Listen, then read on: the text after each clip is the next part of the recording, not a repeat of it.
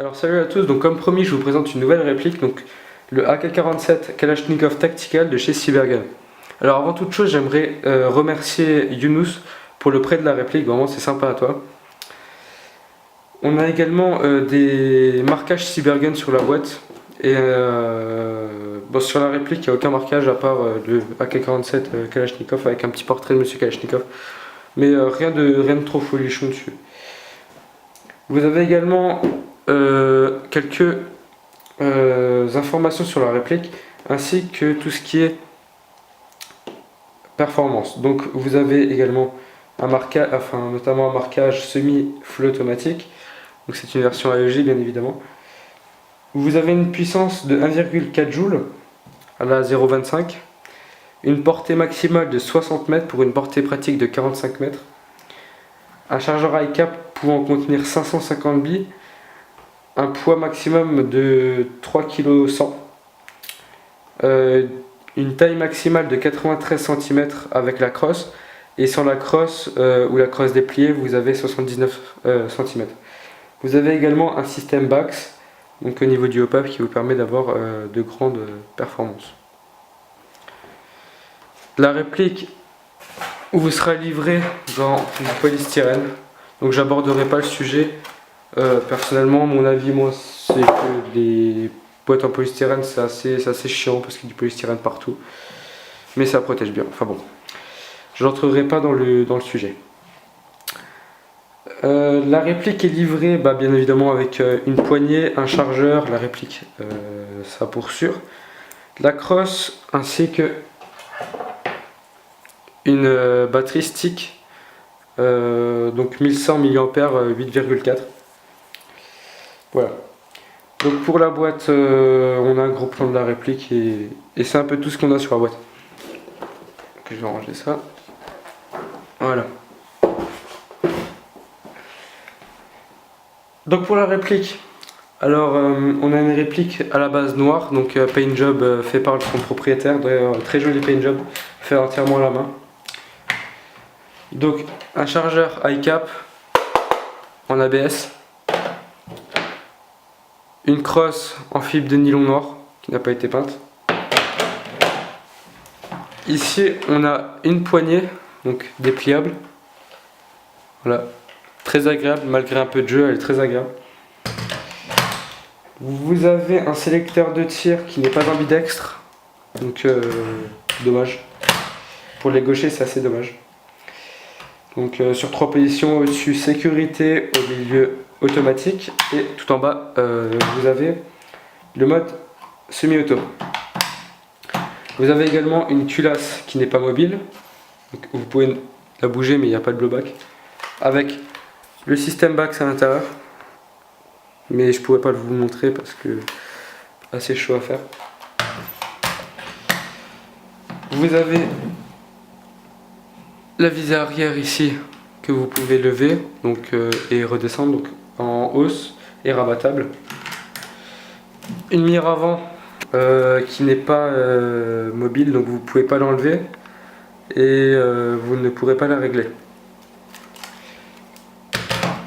La crosse quant à elle est mobile, donc voilà, vous avez juste à descendre la crosse comme ceci et elle la rabatte sur le côté. Voilà, et donc elle bouge. Et pour la remettre à sa position initiale, il faut tout simplement un peu tirer. Donc, je suis pas très à l'aise avec ça.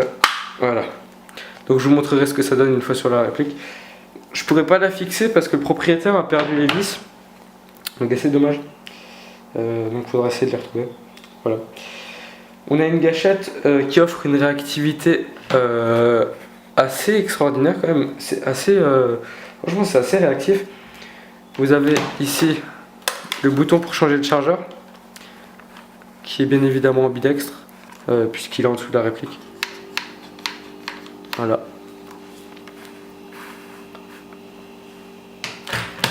On a également un rail RIS, puisque c'est un tactical, avec un petit rail ici, un rail en dessous, un rail sur le côté et un rail au-dessus, où vous pouvez attacher une red dot.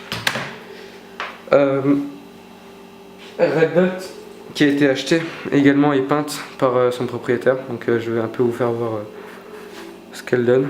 Donc au-dessus, vous tournez.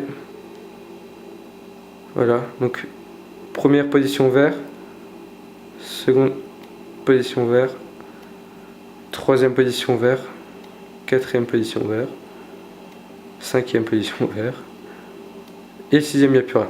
Ensuite, vous tournez encore une fois du rouge. Première, deuxième, troisième, quatrième, cinquième, et c'est fini. Donc pour ceux qui ne voient pas la différence, tout simplement le point rouge, enfin vous ne la voyez pas trop sur la vidéo, mais une fois sur la réplique c'est vraiment flagrant, le point diminue ou grossit, c'est assez flagrant.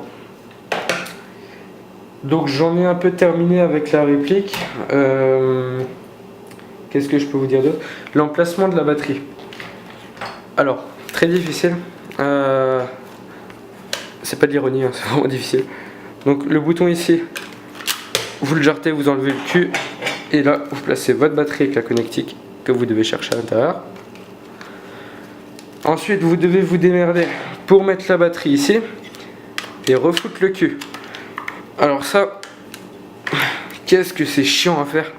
Là sans la batterie, c'est super chiant à faire déjà. Voilà. En plus, je ne l'ai pas mis correctement. C'est un peu tout ce que j'avais à dire pour la réplique.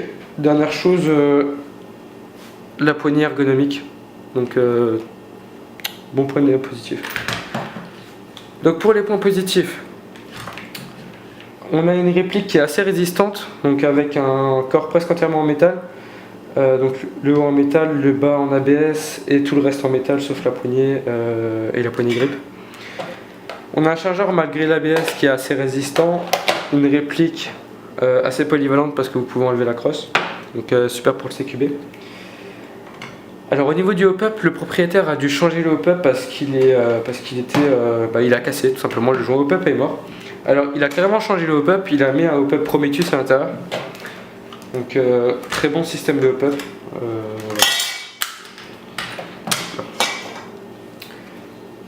J'ai un peu fait le tour de la réplique, je vous invite à suivre le reste de la vidéo pour le test de tir. A tout de suite.